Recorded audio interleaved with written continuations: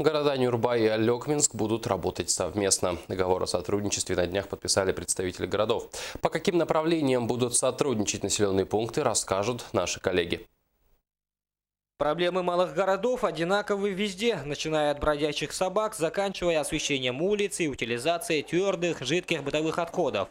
Но решаются они везде разными способами. Именно для того, чтобы подойти к наболевшим вопросам совместными усилиями, муниципальные образования город Нюрба и город Алекминск подписали договор о взаимном сотрудничестве.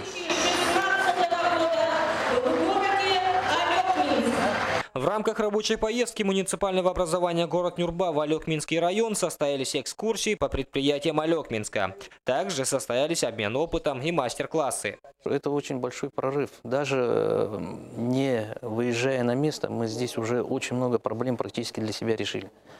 Очень много посмотрели других подходов к тем или иным проблемам. То есть такая практика, она обязательно нужна.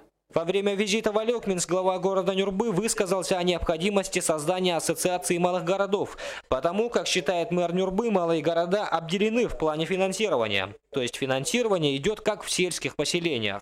Перед руководством правительства Илтумен надо как-то главы малых городов ассоциироваться нужны и должны мы поставить вопрос уже финансирования отдельно по методике. Идея создания ассоциации малых городов принадлежит мэру города Нюрба.